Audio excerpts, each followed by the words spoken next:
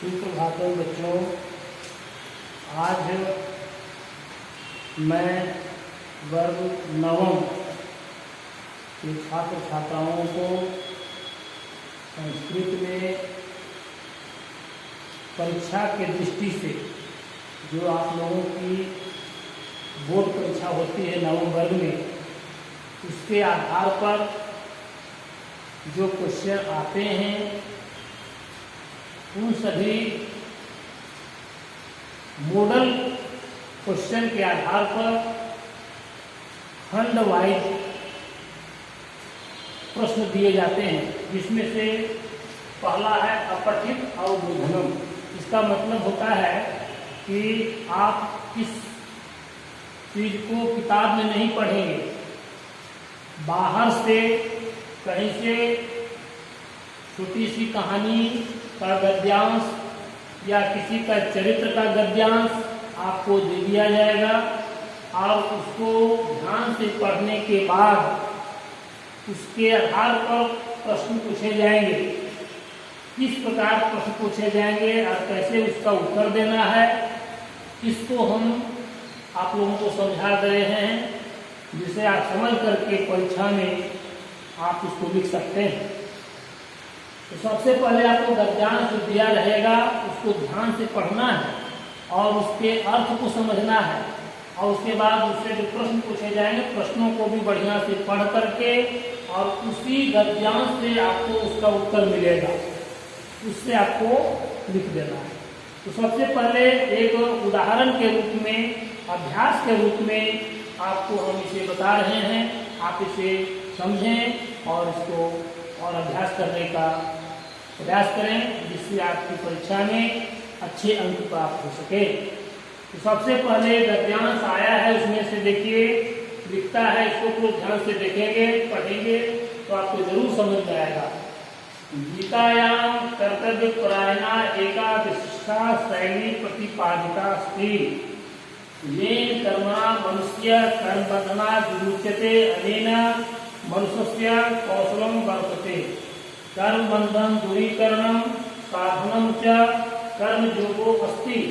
गीतायां यद्यपि कर्म ज्ञान भक्तिनां त्रिवेणी सप्तम प्रवहति, परं तत्रापि गंगाधारा इव कर्मणाधारा प्रवृत्तां दृश्यते। अतः निष्काम कर्म योग एव कर्म कौशलं वर्तते। यदा मनुष्य कलाभिलाषां त्यक्त्वा केवलं कर्तव्य बुद्धया कर्म करोति तदा योगी भवति। इतने एक गद्यांश में है। अर्थ भी इसको आप लोग समझ लीजिए। गीतायां कर्तव्य परायणा एका विशिष्टा शैली प्रतिपादिता अस्ति। गीता में कर्तव्य परायण एक विशिष्ट शैली के रूप में प्रतिपादित है। येन कर्मणा, जिस कर्म से मनुष्य कर्म बंधन से छूट जाते हैं और इससे मनुष्य कुशलता प्राप्त करते हैं। कर्तव्य कर्म बंधन को दूर करने का साधन कर्म योग है। गीता में यद्यपि कर्म ज्ञान भक्ति का त्रिवेणी हमेशा बहता है, परंतु वहां भी गंगा धारा के समान कर्म धारा की प्रबलता दिखती है। इसलिए निष्काम कर्म योग ही कर्म कौशल है। जब मनुष्य कला की इच्छा करता है तो उसको त्याग कर केवल कर्म बुद्धि से कर्म करता है, वहां वह योगी होता है। यानी अब इसके आधार पर आपका क्वेश्चन पूछा जा रहा है। पहला है एक पदेन उत्तर, एक पद में ही उत्तर देना है, ज्यादा आपको नहीं लिखना है इसमें। कर्म कौशलम की वर्तते, तो कर्म कौशलम की वर्तते, यहाँ इसका आंसर लिखे हैं। तो कर्म कौशल क्या है? तो कर्म बंधना विमुच्यते इति, बस इतना नहीं करना है, यहाँ आपको मिलेगा। देखिए यहाँ पर है कर्म बंधना विमुच्यते, यानी कर्म बंधन क्या है? तो कर्म बंधन से छूट जाना ही है कर्म कौशल है। इसी का ख का प्रश्न है कर्म योग किम अस्ति। तो कर्म योग दूरी कर्मम साधनम च। कर्म योग को दूर करने का साधन ही कर्म योग है। पूर्ण वाक्य में उत्तर देना है, पूरे वाक्य में लिखना है, इसको एक पद में नहीं पूरे वाक्य में लिखना है, जैसा कि हम आपको आंसर में यहाँ लिख दिए। गीतायाम कस त्रिवेणी बहती। गीता में किसकी त्रिवेणी बहती है? तो गीतायाम कर्म ज्ञानम भक्ति नाम त्रिवेणी बहती। यानी गीता में कर्म ज्ञान की भक्ति त्रिवेणी बहती है। योगी किम करोति। योगी क्या करता है? तो योगी कलाभिलाषम त्यक्त्वा केवलम कर्तव्य बुद्धया कर्म करोति। यानी योगी कलाभिलाषा को त्याग करके केवल कर्तव्य बुद्धि से कर्म करता है। तो यहाँ पर जो दो प्रकार के प्रश्न पूछे गए, एक पद में कुछ पूछा गया, दूसरा जो है सो पूर्ववाक्य में पूछा गया। इसको आंसर जो है सो इसी प्रकार से जो हम दिए हैं उसी प्रकार से आपको इसको पढ़ करके और आंसर लिखना है।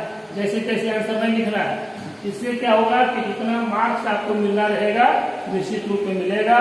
अब इसी गद्यांश के आधार पर अभी कुछ व्याकरण से प्रश्न पूछे जाएंगे जो हम इसके बाद पुनः बताएंगे, आप इसे ध्यान देंगे। तो पुनः फिर इसी गद्यांश के आधार पर व्याकरण से संबंधित कुछ प्रश्न पूछे जाते हैं, जिसको आपको समझना है। तो व्याकरण का थोड़ा ज्ञान होना ही चाहिए। यदि व्याकरण का ज्ञान नहीं होता है तो आप उसको नहीं पकड़ पाएंगे। तो विभक्ति है, समास है, संधि है, इसको जानना पड़ेगा। तो अभी हम इस गद्यांश में जो प्रश्न पूछे गए हैं उसके आधार पर आपको हम इसको हल कर दे रहे हैं और आपको उसको जानना भी है। तो इसमें है तीसरा जो क्वेश्चन पूछा है, निर्देशानुसार उत्तर। यानी निर्देश के अनुसार जैसा निर्देश दिया गया है उसके आधार पर इसका आंसर आप लिखिए। तो पहला क्वेश्चन है गीतायाम इति पदे का विभक्ति। यानी गीता में कौन विभक्ति है? गीता पद में कौन सी विभक्ति है? आपको विभक्ति बताना है। तो यहाँ पर गीतायाम जो है तो सप्तमी विभक्ति है, ये लता के रूप में चलता है शब्द। दूसरा क्वेश्चन है कर्तव्य इति पदे का प्रत्यय। कर्तव्य में पद में कौन सा प्रत्यय है? तो आपको प्रत्यय पढ़ना पड़ेगा। जैसे तुमुन प्रत्यय है, तत्वा प्रत्यय है। तो प्रत्यय के बारे में कुछ जानना पड़ेगा जो व्याकरण में दिया हुआ है। आपको सेल्फ स्टडी स्वाध्याय के माध्यम से भी उसको आपको जानना है। तो इसमें कर्तव्य में अव्यक्त प्रत्यय है। त्रिवेणी इति पदे का समास। तो त्रिवेणी पद में कौन सा समास है? तो समास के बारे भी आपको ज्ञान रखना होगा, तभी आप उसका आंसर दे सकते हैं। तो त्रिवेणी ऐसा जो शब्द है इसको थोड़ा सा हम प्रकाशित कर देना चाहते हैं कि जिस शब्द में पहले संख्यावाचक हो, जैसे त्रिभुज, दशानन, पंचानन, चतुर्भुज, षटकोण, यानी शब्द के पहले संख्या हो। तो इसमें भी शब्द के पहले संख्या है। त्रि माने 3, चतुर्भुज माने 4 है, शतानन माने 6 मुख वाला। इसी प्रकार त्रिवेणी का जो पहले त्रि है यानी संख्यावाचक शब्द है, इसीलिए यहाँ पर द्विगु समास होगा। तो जहां भी संख्या होगी वहां पर द्विगु समास होगा, ध्यान दीजिएगा। तत्रापि आप संधि विच्छेद कुछ जानते होंगे, संधि विच्छेद के बारे में कुछ पिछले क्लास में पढ़े होंगे। तो संधि विच्छेद कैसे किया जाता है? तो यहाँ पर तत्रापि यानी तत्र जोड़ अपि, दोनों मिलकर यहाँ इसका अ और उसका अ मिलकर के आ हो जाता है। जैसे तत्व में अ है और अपि में भी अ है, दोनों मिलकर हो गया आ। ये हो गया दीर्घ संधि। स्वर संधि का पहला वेद दीर्घ संधि, यानी समान स्वर वाले आपस में मिलकर बड़े हो जाते हैं, दीर्घ हो जाते हैं, वहां पर दीर्घ संधि होती है। तो तत्रापि में तत्र में अ है, यहाँ पर अ छिपा हुआ है और इसका या दोनों मिलकर हो गया आ, तो इसीलिए हो गया तत्रापि। यदि ये दोनों मिल जाएंगे मिलेगा तत्रापि, दोनों को अलग करेंगे मिलेगा तत्र जोड़ अपि। इस गद्यांश में इतने ही सारे प्रश्न पूछे गए हैं और फिर अब हम अगले क्लास में कुछ बताएंगे। धन्यवाद।